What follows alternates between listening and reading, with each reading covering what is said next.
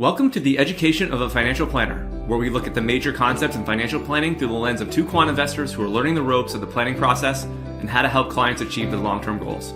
Learn along with us as experienced financial planner Matt Ziegler helps us understand the most important financial planning concepts that impact all of us and how we can apply them to achieve the best outcomes in our financial lives. In each episode, we will work through one major financial planning concept from the ground up and learn how we can apply it in the real world. From retirement to college savings to taxes to estate planning, we will cover a wide range of topics that apply to each of our everyday lives. We hope you will join us in our learning journey. Justin Carboneau and Jack Forehand are principals at Validea Capital Management. Matt Ziegler is managing director at Sunpoint Investments. The opinions expressed in this podcast do not necessarily reflect the opinions of Validea Capital or Sunpoint Investments. No information on this podcast should be construed as investment advice. Securities discussed in the podcast may be holdings of clients of Validea Capital or Sunpoint Investments. All right, guys, today we're going to talk about factor investing and specifically, Matt, how you use factor strategies for your clients. We also build and run investment strategies using investment factors and different quantitative criteria, but we want to kind of get at how a financial planner uses and thinks about factor investing when building client portfolios and investment strategies. And one of the things we kind of got connected through a mutual friend, Wes Gray, Alpha Architect, who also runs factor ETFs, factor-based ETFs and portfolios. And that was sort of a common, I guess, philosophy between Matt, what you do for your clients and what we do here at Validea Capital. So we had that similar interest, I guess, and similar, I guess, undertone with how we go about building and managing clients' money and portfolios. And so, we just thought we'd have a discussion around factors. In the future, we might flip it around and have Matt maybe ask us about the various things that we do with investment factors. But today we're going to talk about how Matt thinks about this stuff. And let's just start, Matt. Well, like when a client comes to you and you're actually managing their investment strategies and investment dollars and capital, how do you view the difference between an index-based approach and a factor-based approach? And maybe just let's discuss how you kind of think about it at a high level. Let's step one step back, because part of why I love you guys and part of why I love the educational content that you have with Validea Capital on the website and the excess returns feed is just definitionally, because factors are kind of like, There's so much more than just the adjectives for how we describe why returns work and why portfolios get built the way they do. So I'm curious for you first. Definition of factor. Like, I'm a college kid and I ask you, what the hell is a factor? What do you say? You're going to make us break out the 4 Ps here, aren't you? I can never remember how many Ps there are. But you can remix the Ps. And there's an I in there too, I think. Yeah, right. That's what it is. It's like 4 Ps and an I or something. So we'll see what we can do. And Justin can chip in if I can't do them all. But one is it has to be persistent, which it has to work across time over long periods of time. The other is a factor has to be pervasive, which means I think that encompasses it has to work across asset classes, but it also has to work across geographies. I believe those are both in the same P. But basically, you want to see that it works over the long term. You want to see that it doesn't just work in one area. You want to see that it works regardless of how you define it. So, if value investing only worked with the PE ratio, but didn't work in any other case, like, it wouldn't be a very strong factor. And then the last one I think is it should be intuitive, which means, it should make some sort of sense. Like, if I'm telling you like something about butter production in Bangladesh is going to drive, stock returns in the United States, you probably should tell me that that's a terrible factor and it doesn't make much sense. Interestingly enough, like some of the getting outside of what we do, like some of the renaissances of the world don't actually follow that last one. They don't really care. The short-term traders that aren't using like long-term factors, they don't really care whether it's intuitive. They actually like it better when it's not, because they don't think other people are going to find it. But like in the world we live in, where it's like long-term factors, like that is important. You want to have some sort of logic to why it works. Otherwise, you don't. How can you have confidence it's going to continue working? And the other thing is that factor investing should give you some premium over time. You're basically trying to harvest some type of risk, whether it's behavioral based or risk-based explanation as to why the factor should work. And then the other thing, just to add onto Jack's comments, I think robustness is in there, and I believe what that is if you're thinking about like the value factor, whether you use the PE ratio, the price to cash flow, the price to book, you should be able to use different types of ratios or metrics to get at the value factor. Now, there's different ways that people do that. So a lot of people use price to book actually in the investment world, but you can use like a value composite or other different types of value factors to try to get at that value factor. So say this to me, and this is probably will eventually, this should turn into an episode where I just get to ask you questions about this stuff. I always think of factors. So it's the cross section of returns, and we're kind of looking for the patterns in the errors. And the patterns that emerge from the errors, if they repeat, they're more than just like a fluke. And if we know they're more than just a fluke, there's something interesting. Do you know, do you remember the story about, I think this is a Michael Mauboussin story about the Powerball? So like normally there's only like a few second place winners in the Powerball where they got, is it all the right numbers but out of order? Or you got like all the numbers but one still in order? Do you know what I'm talking about? I've never played the Powerball. I don't know, Justin, do you? So whatever it is, because we've already just demonstrated that apparently none of us play Powerball, which is a big part of what you need to know for financial planning.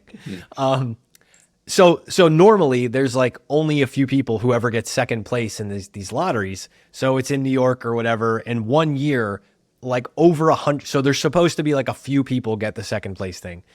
Literally over 100 people get the second place thing. And they're like, what the hell happened that all these people ended up in second place? Do you know this story about the second place lottery winners? Does this ring a bell? Like what factor got exploited that will never work again? But do you know this?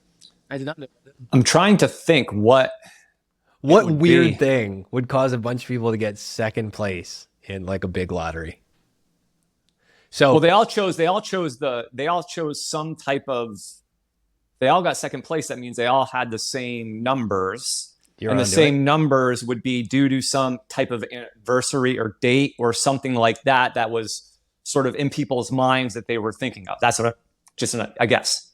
All right. So the key to this mystery is the factory who printed the fortune cookie fortunes had an error and printed the same lucky number on like all these fortune cookies. Okay. Yeah. And all the people in this certain area all played those numbers on the ticket. And that's how they had this like outlandish, like statistically odds tipping thing for all these second place winners. So I bring this up because like factors, the errors exist in the cross section of returns, but if we can uncover them and figure out if they're more than a one-off and if they're actually like repeatable, I think it's one of the most interesting ways to like both be introduced to and study this financial stuff. Any nitpicking you would give me on that? And then No, Justin, I you gotta think ask that's your right. question Yeah. again. If you go back to CAPM, we're trying to explain stock returns. And, when you had the one variable or the one risk factor trying to explain stock returns, like it didn't do a very good job. And so like over time, with Fama and French and the other research, we found like these other risk factors that, we were able to explain more of the stock returns. And we have, say, 5 factors in there than we had the one. So yeah, I mean, that is kind of the derivation of these factors. And for guys like, Fama who believe that these factors are purely risk-based and they don't believe in the behavioral explanation, I mean, that's everything. That risk side of it. But, a lot of people, particularly with momentum and other factors, believe in the behavioral side too. And it's not just a risk-based thing. And I think over the last 20 years, you've had a lot of research come on the scene with the evidence of factor investing, but you've also had it be productized in different ETFs in different ways. You can get very broad factor, which we'll talk about this a little bit, but you can get very broad factor exposure, own like a small cap value fund with hundreds and hundreds of stocks, or in some cases you can get much more concentrated value exposure or other factor exposure. And so there's pretty much like multiple ETFs for each different factor that's out there, and various different types of slices, whether it's concentrated or more diversified. And so Matt, kind of kicking it back to you in terms of how, to my initial question, when you think about sort of indexing, passive investing versus factor investing for your clients, how do you sort of start to frame up that discussion? It starts with excess returns, not just the YouTube channel. but really, it starts with expected returns, and it starts with my way of thinking about this is it's all about calling AAA, and not just for blown tires, but definitely for blown tires, because when we're talking about active and passive, we're really talking about some understanding of average. And in AAA, we have 3 A's. Average is in the middle. The 2 sides of AAA here are awful and awesome. And so you can have an average outcome, you can have an awful outcome, you can have an awesome outcome. When we're doing things and looking at expected returns, and we're looking for what can happen, the beautiful thing, and Vanguard, little known company, built a little bit of a business on this, just having average outcomes, meaning you've taken some element of awesome on the table in any given calendar year. If you just own the S&P 500 ETF, you're not going to underperform or outperform. So you've taken awesome off the table, but you've also chopped awful off the table. And that's a really big deal, because we know behaviorally, a lot of people will shoot themselves in the foot and they'll say, I don't want average, but they end up with awful. They think they're going to get awesome because they buy some product or they do some stupid thing, but they end up with awful. And that's a really big problem. The behavior gap, it gets identified by all sorts of fancy terms. But when we're thinking about this and we're thinking about expected returns, we're looking at what are things that still cut off enough of awful, or if we drift into awful, it won't be terribly awful, it'll only be modestly awful, but we have a shot at getting awesome. And that brings up the whole skill and luck idea, which is how do we be skillful, just like a factor? It has to be robust. It has to be repeatable. It has to be all those words that start with P that I can never remember. And I think about this, and I think about I was a failed middle school basketballer. So random question for you guys about repeatable processes. Were you like, I mean, Justin, I assume for you, you were like 4 years old hitting free throws, like just like one-handed, no problems? I wasn't a huge basketball player, but certainly definitely repeatable with, running and just, staying fit and putting in the work. So I have this distinct memory / emotional scar of, so I could make a free throw, but I could only make a free throw like by jumping. And by middle school, you're actually like playing more than just like with your dad at the local court. And you're playing like not just in the rec league, but you're playing for your school and stuff. And so the middle school coach would have us like shoot foul shots at the end. And we had to like make a certain number of foul shots before practice was over. Now, the big upper body strength that I have would not allow my weak little baby arms to project the ball all the way to that thing without jumping and sometimes crossing the foul line and whatever else. And so it's this idea that I was really, really bad at something, and you had to persist. You had to figure out what the good process was to like build up that strength. And honestly, the good process was get a few years older until I was able to actually like make that free throw in the basic process style and whatever else to do it. And so I bring this up because like to get the average result, not the awful result or awful experience of just not being able to do something, we have to have a process in place that we know is good, that we know is encourageable. It was my coach still saying, practice doesn't end until you make these free throws. And so even though I sucked at it, figuring out how to do it until I got good enough to be able to do it on an average basis was a really important part. And so when we're talking to clients about the active passive mix or what products or what approaches to use, it's understanding, what are you good at? Like, do you have the arms to make free throws, or do you need a couple more years? Do you have the ability to take the risk? Are you willing to accept an awful outcome in exchange for a process that potentially gives you an awesome outcome? And are we doing anything where maybe you don't need either? We can cut both tails off and just go straight down the middle on the thing, and everybody's happy. So it's a critical part of the conversation.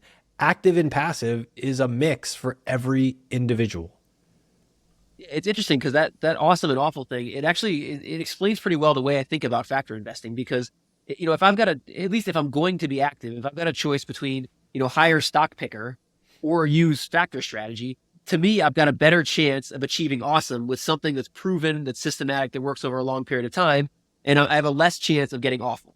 If you look at like the long-term results on like active managers, it's something like 90% of them underperform the market. I feel like you have bet if you're going to be active, and then like you said, not everybody should be active. if you're going to be active, I feel like factor investing gives you a better chance in that framework of avoiding the awful and getting the awesome. I think the AAA thing and just understanding that's what you're aiming for and why, and understanding if you have a tolerance for accepting awful, because look at the last, 12 years until like last year or whatever, value kind of sucked for a while there. So anybody who puts on that value hat, you had a rough go. You were Matt in 7th grade trying to hit free throws. Like it just wasn't working. How do you think about, like, do you use factors for most clients, or are most clients indexed? Like, if you think about like the breakdown of your clients, like how would you think about that in terms of like active strategies versus, index type strategies? So a huge part of this, and this goes back to the whole like expected returns. So expected returns means we're thinking of units of risk. If we're thinking of units of risk, we're thinking about units of where we're going to take active risk and where we're not. We're thinking about if you proactively take risks to be different from average, the point you just made, what's your tolerance for how much awful versus how much awesome you're taking on? And then cost is obviously a factor too. You can have really high priced active management that can be worth it, or it can be counterproductive to what your goals are. And so maybe stupid idea, but a stupid idea that's just been in my head forever is when you think about it on the awful, average, awesome, AAA like continuum, if you will, a big part of what we're talking about here is just tracking error. And so when we're looking at clients and modeling out goals, we're trying to model out with them behaviorally what amount of tracking error are they willing to put up with, so long as it's something they still believe in. And then that means we can weight these things. And so like a stupid, simple math thing is if you need a certain return and you need that certain return to get you to certain goals in the future, or you think you do probabilistically, however you're weighting it out, you can start to say, if I build a portfolio that's totally passive, does it get me there? And then you can start to say, well, if I'm going to charge this person, or if this person's reaching for more, or if we believe something gives us a better outcome, how much active do we have to add at what odds, it's a math equation, to actually start to tilt that scale? And what we see for a lot of people is somewhere between like 1/3 to 2/3 of something active weighted against 1/3 to 2/3 of passive tends to get the balance where you start to go, by having some amount of passive in almost every portfolio, that average anchor is really big, because that average anchor minimizes the risk of awful and negative periods. And I would say almost pretty much all clients, it's the way we at Sunpoint think about portfolio construction, is through the lens of how do we deconstruct these factors across the managers we use and when we choose to be active versus we're happy just accepting our betas. When you're using these factor-based strategies and portfolios, are you using ones that are more diversified, or do you sometimes find yourself wading into portfolios that are a little bit more concentrated? I mean, again, it probably depends on the risk and return objectives. I get it of the client, but generally speaking, can you just kind of explain the thought process there?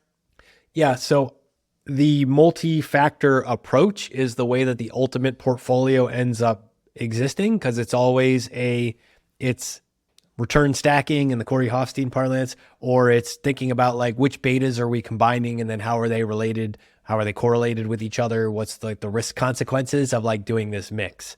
So typically when we're looking at products, and like there's all those multi-factor ETFs that exist, I think you just have to sort of understand, if I'm using just one product for a whole portfolio, then maybe a multi-factor type thing makes a lot of sense. Maybe it's something that emphasizes value, quality, and momentum, for example. And on a total portfolio, if that gets me to my right return profile against my goals, then fine, you can solve it for one product. That tends to be rare in the clients we work with. We don't often just have like never a single factor approach. And very rarely would we ever, like, we're never going to recommend one product to solve something, because there's always the chance that you're wrong. And then you're betting on that or the chance of that awful outcome is non-zero and maybe exaggerated. So with products, we tend to mix and match, but we try to mix and match thoughtfully to say, what's giving us a reasonable expectation above the beta, above the average result, where the risk of awful is minimized and the risk of awesome is maximized by our view and our understanding. And that also shows up in different places. And this goes into, I mean, how do you guys think about whether it's Like, does the value factor work better in small caps versus in large caps, for example? You guys must wrestle with some of this stuff. How do you think about it?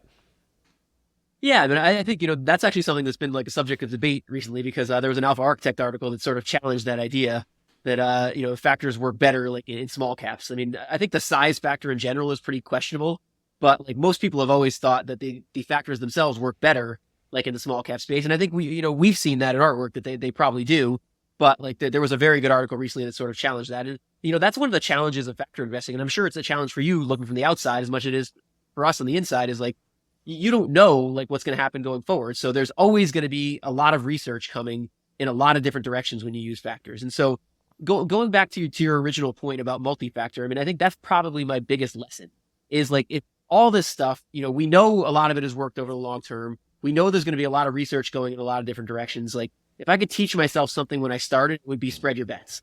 It would be like, don't just be the value guy, but momentum has just as strong evidence to support it as value does.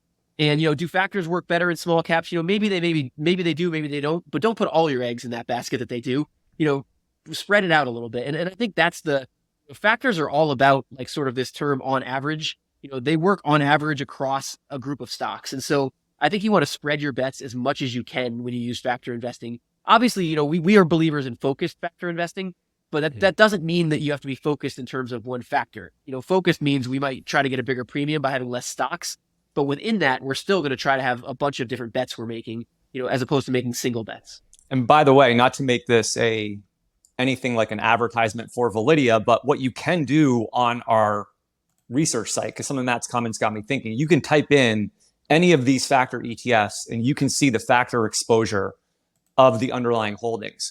So, if you're an investor out there and you're looking at these various factor ETFs, but you really want to know, like, does this ETF give me exposure, the best exposure to the factor? You can type in the ticker symbol, see the factor exposure of the ETF, or you can even screen for the ETFs that have the highest degree of factor exposure.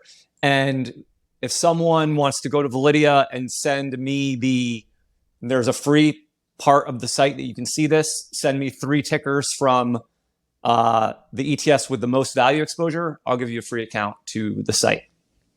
And just to touch on that factor exposure thing, whether someone gets factor exposure, like looks at our factor tool or somebody else's, like what's really interesting about factor exposures is it sort of gives you an idea of what you're getting for your money.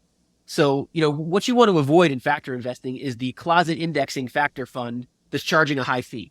And so that's basically what those types of tools help you do is like, if I'm buying like this value fund, am I actually getting exposure to value, or am I getting something that just has a little bit more value than the market, but I'm paying a high fee to get? And so those types of tools, whether it's ours or somebody else, they give you a good indication of kind of what you're getting for the fee you're paying, and just make sure you understand that. Like, I understand I'm getting a lot of exposure to value, or I understand I'm getting a little bit of exposure to value. That whole better than average on average thing is one of the most interesting things. And from a portfolio construction standpoint, especially when trying to meet client goals, it's a really big deal because it determines like where you are going to take those risks and not. And risk being awful, the closet indexing stuff is very real. And a lot of those multi-factor portfolios, like they give you suboptimal market exposure in many cases because it's just the design is flawed. One of the things I've learned from you, Matt, like doing all these episodes, is this whole idea that whatever we're doing in investing, we should tie it somehow to like our purpose in life, our purpose in our portfolio, what we're trying to achieve. And so I'm just wondering, how do you think about factor investing in that context? Like, how do you think about aligning that with like a client's purpose? The weird thing is I feel like I came into this professionally, the whole like reading up and learning about factors. I've got all of Wes's books on the shelf behind me. I've got O'Shaughnessy's book. I've got all the Greenblatt books back there. And they tie so deeply to how different people are wired. So I think and even just like take like Greenblatt, for example. And so when he does like the original magic formula thing, right? Do you remember who he wrote that little book for on the original magic formula? Well, it was his kids, wasn't it? Yeah, he wanted his daughters to like be like, Dad does value investing. And right. I want you to understand, buy good stuff cheap. Right. And he's explaining it through like the gum store versus the everything broccoli store or whatever, right? And just being like, yeah, nobody wants to shop at everything broccoli, but everybody wants to buy the gum store. But there's like a good price and a bad price for each, and it's got to be the thing you can stick to, and that's the whole thing. So what I love is he's like, systematic value works, and I'm going to try to pass this on to my daughters. And it's also informed by like, I forget, in one of the books, he's got a story about like his wife is talking about somewhere where she's like buying clothes, and he figures out basically how to like reverse engineer it, and like it fits in the magic formula, and realizes it's good investment against the growth and stuff. So there's how to build a systematic portfolio and like the updated Warren Buffett type thing that he's famous for. But then you also have to have is it You Can Be a Stock Market Genius, which is like the worst titled book ever, but also he says that too. Oh, horrible. Like one of those books you're like, I'm embarrassed to have this on my shelf, but still one of my absolute favorite investment books. That's up there with Reminiscences of a Stock Operator and some of the others in my mind and in my heart, because that's the first book that really said, if you understand these factors and how they paint together, here's the ways you can run screens to look for ideas. And then the genius of his original fund, 85 to 95, or whenever they put up those like outstanding that track record, was like concentrated bets, because he was running this super small portfolio to take these kind of like buy good stuff cheap and do it in a wild way. And the warrant stuff and the leaps. I got so much out of that book, and still think about that book all the time, because that's the more entrepreneurial side. So when we think about goals, and we go back to what you just said about goals and purpose, portfolio construction should be a reflection of the person across the table from you, and reflect their values and their purposes in some way, so that when the proverbial stuff is hitting the fan, do they understand the portfolio construction process that keeps them on track for achieving their goals? Because we all can say invest for the long run, stocks for the long run, whatever it is. There's a reason we're not just stuffing this in a coffee can and burying it in the backyard. But that reason has to be something that we don't abandon. So what I've found is, professionally, but we do this at some point, but personal thing here, is that business owner clients, people who are more entrepreneurial minded, and depending where they are in that stack, they're people who probably want to have or own either managers where there's a strong look through to the individual security positions, or they want to own a basket of individual securities where they might be willing to take on more risk, because the world can be ending, but they can look and see, and I'm making something up because there's an iPhone in front of me. They can say, I'm going to own Apple, because even when the world is ending, I know like I have Apple and my kids have Apple and whatever else. And matching up the portfolio construction to the factors that reflect their own inherent wiring, their own inherent why, makes a huge difference in keeping people on track for that plan. What better way to explain this stuff than with the language of factors? Doesn't mean we have to walk the clients through it. I don't know how much Joel Greenblatt, beyond that book, walked his daughters through You Can Be a Stock Market Genius. But there's a lot of powerful stuff for us as the allocators and investors who people hire for help to say, we understand this deeply, and we're going to help build a portfolio around your purpose, and not doing something dumb when the world turns against you, when you can't hit those free throws in 7th grade, when you win a lottery all of a sudden, but we have to break the news, this was just luck. Yeah, it's interesting. Like, that's something we deal with a lot too, because you have this idea of, you want to invest people in the factors they believe in the most. If someone comes to us and they're a big believer in value, you might want to have more exposure to value for them. But there's the flip side, which is what we talked about before, which is the fact that value is going to have really, really long periods of struggle. And so a lot of times you want to push those people like, all right, let's couple this with something else, because, as much as you believe in value, you may not believe in it to the point that you're going to want to struggle for 15 years when it's not working. So it's an interesting balance, like, trying to figure out like what someone believes in, but also using kind of the data to say, all right, we don't want to go too far towards what you believe in, because we want to use what kind of will give you a smoother ride over time. Absolutely. There's different flavors of this. And as we all know, it all boils back down to that behavior gap. If you are expecting awesome and you're consistently getting awful, at what point do you throw in the towel? And most people who are ever going to reach for awesome have a really hard time just taking average. That's why we have jobs. We did you joined us for an interview on excess returns we did with Mathieu Pellerine of DFA, where we kind of talked about this idea of using factor investing like in a retirement portfolio. And one of the things he showed in his research is, if you do use these factors, if you use them sort of in a diversified way, you get a little bit of an excess return. You can support higher withdrawal rates. And I'm just wondering, how do you think about that? And how do you think about this balance between using something like this that might be able to boost your returns and like withdrawal rates for? Shout out to Matthew, and still the best pocket square in the history of excess returns. I don't know. Did anybody top Maybe the that only pocket one. square? No. Respect the pocket square game. So as a rule, your behavior is the only thing that can increase your withdrawal rates or your sustainable withdrawal rate. If we want to define that as factors, yeah, absolutely, I agree with that. Factors can be used to increase your sustainable withdrawal rate because your behavior is the thing that can increase your sustainable withdrawal rate. That means if you go through an awful period, you may have to adjust based on that to sustain longer. And if you go through an awesome period, you may have to adjust, or you may choose to adjust to reflect the sustainability of that withdrawal rate. I think it's really important that we, and I know these aren't his words, although it sounds very French and poetic to say that factors aren't cute or cuddly. They're just quantifiable. We can't fall in love with them. They're not some value is adorable, quality is adorable, but let's be honest. At the end of the day, we just quantified something that explains a pattern in the errors on these market returns. So average and awesome are very good, respectively. Awful is not good. We're trying to avoid awful. And if we avoid awful, then we get the sustainable withdrawal rate. And if we have a sustainable withdrawal rate that is made better through the understanding of factors, great. Does it mean you can increase it as a rule? Would the diehard value guy get to take out 6% a year then instead of 4% a year? Maybe works great in hindsight in the regression analysis, but on a forward-looking basis, it's all going to come down to behavior, and behavior is always going to come down to adaptability to survive. Yeah, getting to that point of behavior, if you're going to do it, you've got to do it in a very diversified way.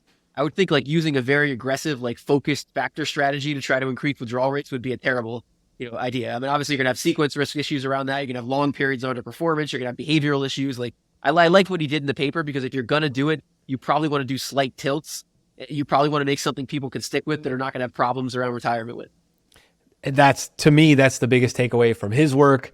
That's a huge part too from Peter Mladina's work. Tilts are really, really powerful, because diversified tilts mean instead of just, so this is the biggest pitch for like not just throwing everything in Vanguard that I know, which is when you tilt, you invite the tracking error that allows for awful and awesome. And when you do that and you diversify your tilts to the point you just so eloquently made, then diversification means you always hate something you own. So you always have something that's doing awful. But diversification also means you can have the thing you tilted towards that's doing awesome. And so the reason the higher withdrawal rate can exist is because the diversified tilts allow for something to be doing awesome when other things are doing awful, instead of everything just doing average. And that is a really, really powerful thing. That's why we diversify across asset classes. That's why we do alternative assets. We do alternative strategies, because these tilts can be the thing that enable the cash flow to support all the needs we have on our calendars. I'm wondering, we've talked about these long periods of underperformance these factors can have. I'm wondering, how do you think about dealing with that upfront with clients? Like if you're going to put a client in a factor strategy, how do you figure out like whether they can withstand that? I mean, obviously we're using multi-factor, so we're trying to make them be as diversified as we can, but we know even like a multi-factor portfolio can have these long periods where it doesn't work. Like what would you ask a client up front to try to get an idea of like, are they going to panic? Are they going to do the wrong thing when that bad period comes? The honest answer is, when we're talking to clients, so we don't get somebody's not inbound going, I love value, build me a value portfolio. People don't come to us with that question. They might know about it. They know who Warren Buffett is, and they may or may not know about some of the other things, but they're not coming to us looking for a factor. They're not looking for an answer on those terms most of the time. So for us, what it really comes down to is dissecting the purpose and the belief set that they're supposed to be putting this money to work and not in a coffee can in the backyard. We're reverse engineering then away from, okay, if you believe you should be doing something more than just hiding this, What do we need to solve for from a planning perspective first for what this money's supposed to do? Are you consuming it? Are you gifting it? And then over what time horizon? And then what risks are acceptable over that time horizon on different levels of risk. Sorry, I'm overusing that word. But this idea that we now have to understand your plan. We have to understand your goals and objectives. We have to understand your desire to consume or gift this money over various horizons under various scenarios. And then which things feel comfortable to you. So usually not going to ask the question about how comfortable are you with like this period of underperformance. That's a reality we know as practitioners. But we are going to ask the question of, are you looking at the account? Does it help you when you see an individual security? Some people, like I said, they think in terms of stocks, and it's hard to think about in terms of funds. There are narrowly expressed things. It might be an ETF that just focuses on a sector or just focuses on a type of strategy. There could be a private investment that only focuses on direct rail car investments that ship things to northern Canada or something. Those are the pieces of, great, somebody has a brain that's wired to understand things a certain way. It's our job to understand their goals and objectives, build a portfolio that makes some at least intuitive sense to them, has academically and empirically demonstrable like positive effects if they'll stick to the strategy over the long term, and that we can talk to that at multiple levels. Because the other reality too is, how many times do you talk to somebody where one person is here and the spouse is here? Or one spouse is here, the other's up here, and they have a child who's the trustee on the family foundation and they're way over here. You have to be able to think through this complicated thing in a way where you can communicate with all three of them with one cogent strategy. And that's way more than value's going to underperform for a while. That just got me curious. Like, how much do you typically get in the weeds? If you're using a factor portfolio for clients, like how high level do you keep it and how much do you get in the weeds? Like, I assume you're not sitting there and telling the client, this fund I'm using uses a 5-factor composite to build their value approach or whatever. I assume you're not getting into that level of detail because clients just don't care. But what would you, how much would you share with them about like, here's this value fund we're using? Always.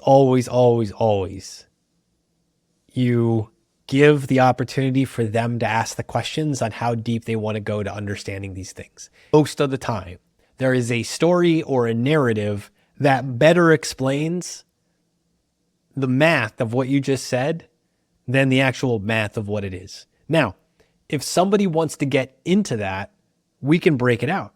And we have a whole strategy for how we think about risk, how we think about risk mitigation, how we think about how that teeters into different areas, and we figure out all the tilts and we build portfolios this way. At some point, we go very, very in depth into this process and then how to do it with both public and private investments. But to the extent that somebody doesn't have if a family office has a full investment committee who wants to dive through all this stuff and we're doing all the CIO type stuff for them, great. Then we're probably explaining some of the stuff and why we're doing it. But for most people, what they want to understand is the high level reflection of who they are in this thing. So just like they can weather tough times with their family, how's the portfolio weathering tough times? And what are we doing to make those shifts? If the client is concerned about what they see on TV or hear about inflation and things like that, we need to be able to say, inside of the portfolio, here's the factors that correlate with owning real assets that have a positive relationship with inflation in normal environments. And this is why this ends up here, whether we're talking about a individual stock or a type of equity fund or whatever it may be. And that's the part that matters. How do we connect those values? And then as professionals, we have to be able to go deep. It's my doctor, when he says you should take this like ibuprofen, I don't need the whatever the medical school like dictionary name is with the 300 pages of negative side effects. I need the thing that explains it to me. And if I want to go deep on something with my doctor, I expect my doctor to go deep with me. And I view our profession as the same way. Give me the prescriptive advice, tell me the right steps to take, guide me through it. But if I need to dive deep, I need you to go deep as deep as I can understand with me. And that's what we seek to do. Okay, guys, I think that's a good overall discussion. We talked about what a factor is, how you define it, talked about active factor-based portfolios versus passive, how people's goals and purpose can be aligned with factors. I think, Matt, your use of multi-factor investing and and sort of how you articulate different factor strategies to clients. So hopefully you guys found this discussion valuable and useful, and we'll see you next time. Thank you. Hi guys, this is Justin again. Thanks so much for tuning into this episode. You can follow Jack on Twitter at @PracticalQuant. You can follow me on Twitter at JJCarbonneau, and follow Matt on Twitter at @CultishCreative. If you found this discussion interesting and valuable, please subscribe in either iTunes or on YouTube, or leave a review or a comment. Also, if you have any ideas for topics you'd like us to cover in the future, please email us at excessreturnspod@gmail.com. We would like this to be a listener-driven podcast and would appreciate any suggestions. Thank you.